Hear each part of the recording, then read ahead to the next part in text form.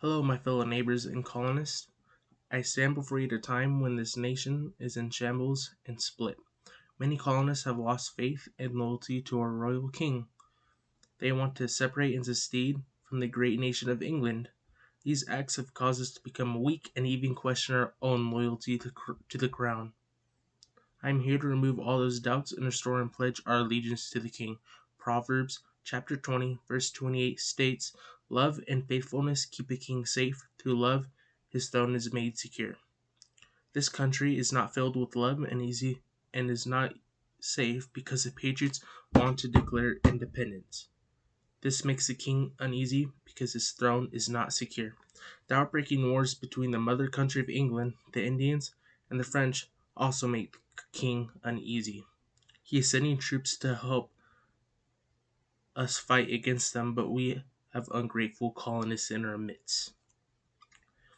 John Peters states, "I soon recovered from my indisposition and took the opportunity to flee to Canada. Instead of the patriots fighting their own battles, they're putting us in an endless hell. They're making us flee the country and are treating us like their own slaves. We brought them enslaved people for their own benefit so they did not have to work hard. But now they are taking advantage of their own kind. We could return to the country sipping our tea in England and giving it to them with a small tax, but they would not survive without our military power. We would not let it happen because the Spanish, the French, and Indians would easily conquer them. All the money would go to waste because we paid for people to get to America. Everything would happen just for nothing. The king proposed the Quartering Act so we would remain safe and house troops in our own homes for protection. Thomas Hutchinson says the province of New York was not willing to comply with the act passed by Parliament.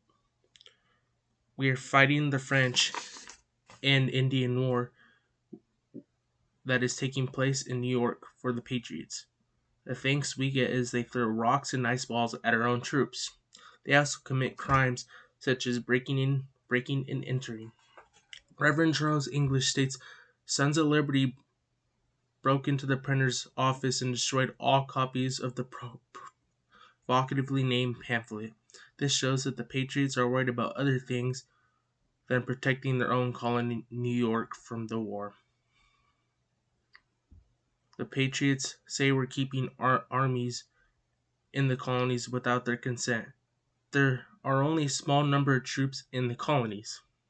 This is why Parliament passed the Quartering Act.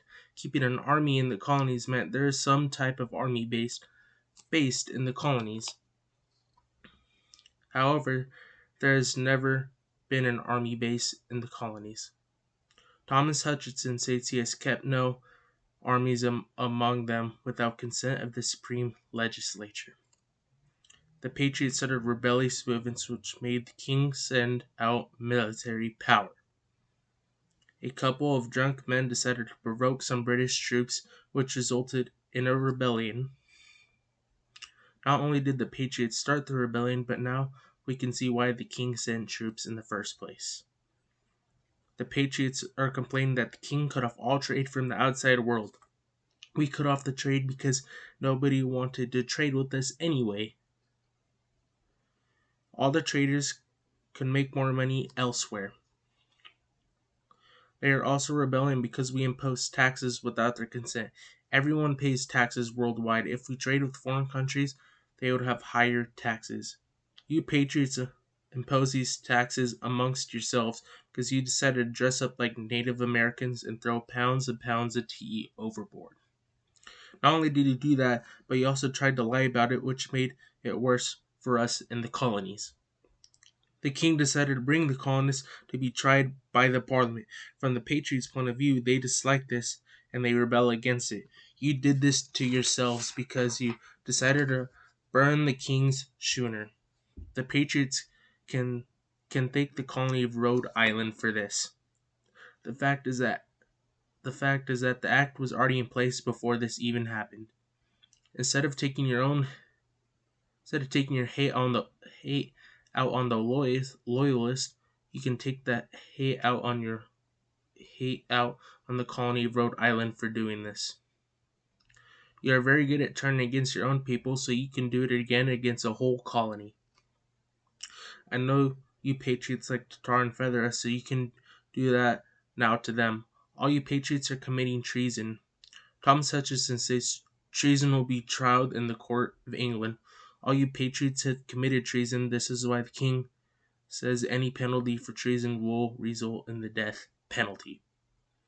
The patriots are like the Israelites. They asked for a king, and they got one. But they rebel against the king and God himself. God has shown the Israelites mercy just like the king is doing right now. He could easily annihilate the patriots in a blink of an eye. But he does not. He is simply showing us mercy. They also question the king and his rule just like the Israelites did with God. God and the king both have patience, but there is only so much patience you can give. The patriots are testing the patriots are testing our patience with their rebellious acts and the complaining about the acts Parliament passes. God created laws for us to live by. The king has passed laws for us to live by. The patriots are not living by those laws because they are committing treason and they have broken into a home. Instead of being faithful to God, they are being consumed by evil and committing all these terrible deeds. This makes the patriot terrible people, and they make us loyalists live in fear for our lives. They found a 16-year-old loyalist and dragged him through the mud with an angry mob. They are letting their own hunger for liberty consume them, and they are turning on their own people. For those who believe in the nonsense of Thomas Paine, are you willing to put your own lives at risk just because of mediocre words of a corset maker?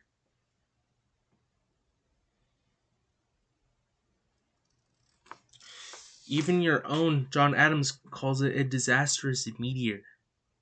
Even the leader of the Sons of Liberty believes this uncommon nonsense.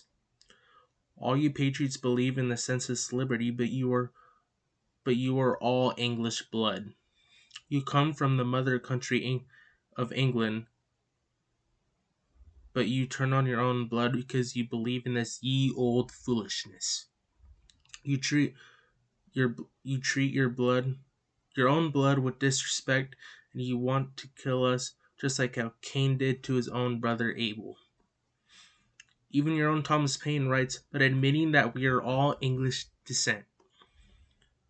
In his rare delusion of common sense, at least there's one good fact in all this misguided muse. We wanted a king, and God gave us one. The patriots can only blame themselves for wanting a king.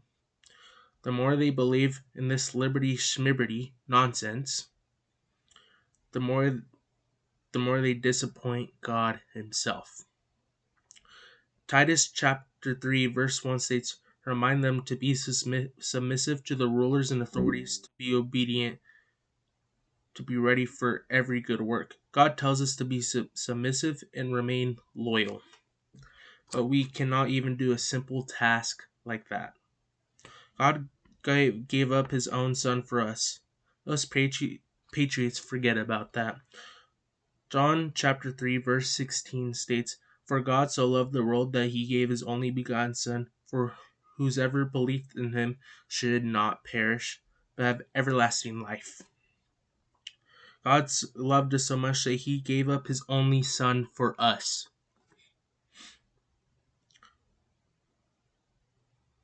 Which is how we repay him. You chose to believe in the nonsense of Thomas Paine, but you truly forget about the word of God. While God warned us about getting a king, you speak of liberty and rebellion. He told us that we may not like him, but you dare ask for one, and the moment he is trying to help us out, you rebuke him. God appointed a king for us, and that is like going against God. The more you rebuke the king, the more you rebuke God and his word.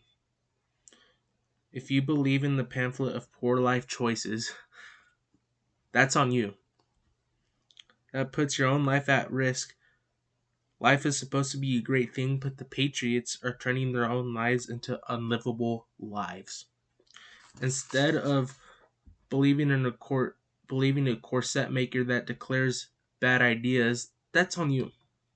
I would rather believe in the word of God and the king. Join us before it's too late. Stay loyal to the crown.